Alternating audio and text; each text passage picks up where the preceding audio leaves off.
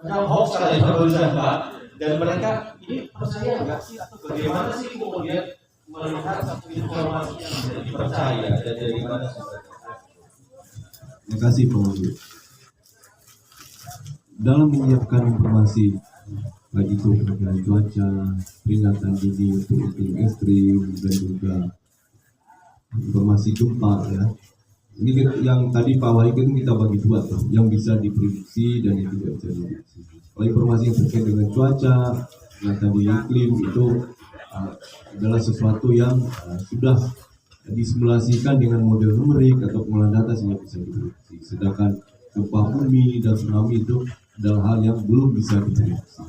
Jadi bagaimana BMKG melaksanakan atau menyiapkan informasi tadi, memantau yang tersebar di seluruh Indonesia.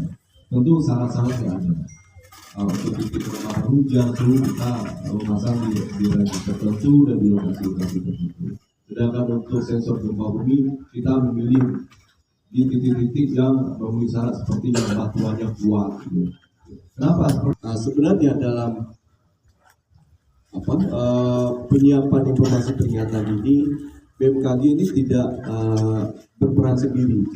Jadi di PBB itu setidaknya untuk peringatan dini ini ada 4 pilar. Dimulai, ini tidak semuanya ini oleh BMKG. Ada yang kita mulai dengan pengetahuan risiko bencana. Ya, itu BNPB lead-nya di situ. Terus ada yang berkaitan peringatan dini dan monitoring perhitungan dan observasi, itu BMKG ya untuk nasional. Terus ada itu ketika terjadi bencana bisa optimal. Ya begitu Pak. Baik, tapi tadi satu hal Pak tentang hoax ya. Lalu misalnya nih, Bu Jawa Ibu Anita menerima suatu pesan yang ada perkiraan angin akan besar sekali malam ini gitu ya, dan kemudian langsung diteruskan. Maka boleh cek lagi. Kira-kira bagaimana? Saran misalnya dari BMKG. Hanya memberikan informasi. Sekarang kita sudah menyediakan fasilitas interaktif. Jadi ketika Bapak Ibu mendapatkan informasi yang perlu diklarifikasi ke BMKG, misalnya terkait dengan gempa, sekarang udah ada fiturnya atau fasilitasnya untuk bertanya. Jadi kalau Bapak buka websitenya BMKG, itu sudah ada bertanya ke admin atau petugas di BMKG, sehingga jika Bapak Ibu mendapatkan informasi tadi bisa langsung bertanya di sana. Ada di websitenya. Itu salah satunya. Jadi kalau di daerah BPBD itu bisa dimanfaatkan untuk diklarifikasi. Kalau untuk langsung ke BMKG ada fasilitas di website untuk tanya jawab di sana. Itu juga responnya standby 24 jam. Dan itu Pak. Baik, terima kasih Pak Indra. Saya mau geser ke Bu Prasista kalau begitu. Bu, tadi yang disampaikan oleh Pak Indra tentang perkiraan cuaca, dan di belakang atau di depan kita semua itu ada tentang aksi merespon peringatan dini atau AMPD gitu ya. Nah, pengen tahu Ibu kalau AMPD menurut BNPB itu seperti apa sebenarnya Bu? Karena kami pengen tahu dari teman-teman Sibat nih. Lalu kita AMPD gimana nih ya? Monggo Ibu, dan kemudian mungkin yang bagus sekalian Ibu juga berkenan tadi Pak Indra juga. Masyarakat saya pertama kali kerja itu di dunia masyarakat adat terpencil, atau dulu kalau Bapak Ibu sering tahu masyarakat terasing gitu. Nah saya 12 tahun itu, 12 tahun melanglang buana dari Aceh sampai Papua, ketemu dengan masyarakat Asmat, Dani, suku anak dalam, terus kemudian suku Wajo, dan saya pindah ke BNPB. Nah, sama juga dengan lingkungan banyak orang. Buat saya sih ini nambah teman ya. Saya jadi senang untuk belajar. Baik, tadi pertanyaan Bapak terkait dengan aksi apa tadi? Merespon aksi merespon peringatan dini. Nah, Kalau tadi dari BMKG sudah menyampaikan, kalau di kami mengistilahkan bahwa kegiatan BMKG itu lebih kepada upstream-nya. Kalau kita BNPB lebih kepada downstream-nya lebih terkait dengan masyarakat.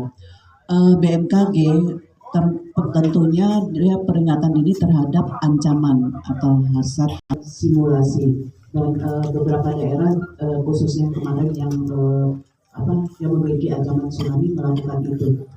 Kebetulan saya dapat di daerah Banyuwangi, di mana Banyuwangi itu pernah mengalami tsunami di tahun 1994 ya Pak ya, nggak salah. Jadi saya sebelum Aceh memperingati 20 tahun, saya sudah memperingati 30 tahun tsunami di Banyuwangi. Ya, korbannya kalau nggak salah 229 jiwa dan 23 hilang. Bahkan ada hubungannya. Saya nggak tahu di sini apakah ada yang Jawa Timur atau Banyuwangi. Benar ya Pak ya? Iya.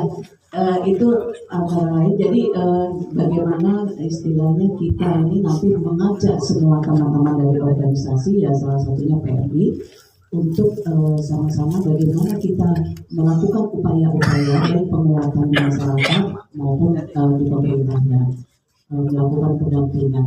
Dan peran penting dari teman-teman Sibat ini sebetulnya bisa di semua fase ya, di pra, pada saat, dan pasca.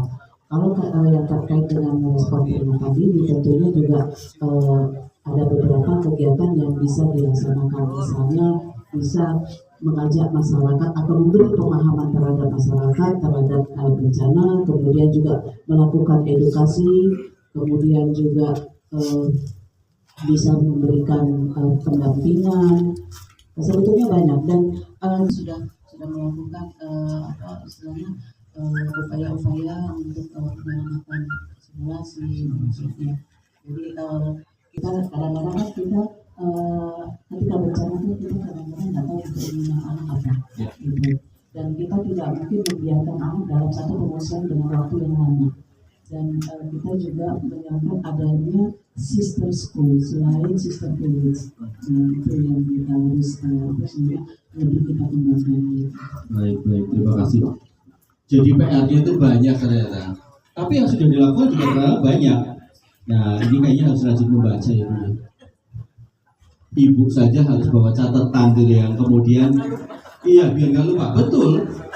Sama, semua harus kemudian rajin untuk kemudian membaca referensi yang ada. Bapak Ibu punya atau safe zone. Jadi ketika tsunami itu ada batas lari yang aman sampai mana, itu kita sudah ada. Perimeter gitu ya Bu, yang aman. Daerah yang aman ketika lari ke sana. Ketika lari sampai langsung, kadang-kadang kan orang lari semakin larinya. Iya. Nah, ternyata mendekat itu. Iya. Ada batas aman itu sebetulnya safe zone atau blue line itu bukan hanya ada di jalan-jalan aja, tapi di tiang-tiang juga bisa dibuat gitu. Ya lari dari pantai itu. Lari ke pantai sebelah. Tariknya ke pantai lagi. Baik ya. Baik, kita akan balik ke AMPD tentang aksi merespon peringatan dini. Karena tadi Ibu sebutkan bahwa itu sebenarnya sudah dilakukan pada saat sebelum terjadinya bencana kan ya berarti ya. Kayak tadi di awal Pak Bijay menanyakan bagaimana menyadarkan masyarakat Indonesia mengenai pengelolaan sampah dari awal sampai akhir. Itu pertanyaan saya untuk Pak Ridwan.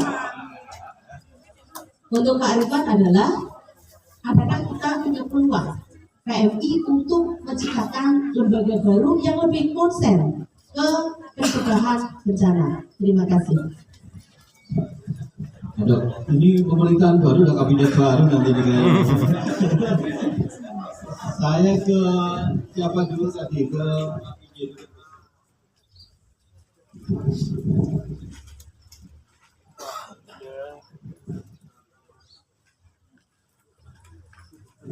tentunya sehingga beliau beradaptasi dari ini ke garam itu supaya beliau bisa bertahan dan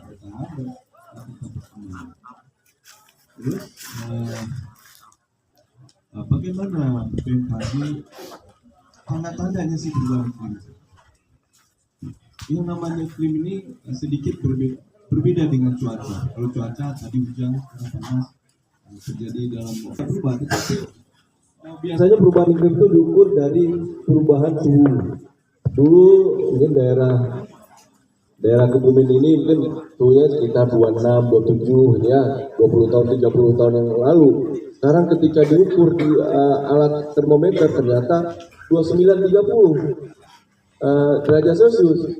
Kita tidak begitu merasakan ininya langsung ya perubahannya, karena perubahannya berjalan secara atau berkaitan dengan gempa bumi. Megatrust ini terjadi ketika tumbukan lempeng yang ada di lapisan bawah permukaan bumi ini saling menunggu. Jadi sebenarnya kita ini bergerak di lempeng-lempeng ini bergerak setiap saat dia bergerak, cuma kecepatannya kecil, hanya berapa mili. Tapi ukurannya besar Pak, yang cukup bisa dipercaya.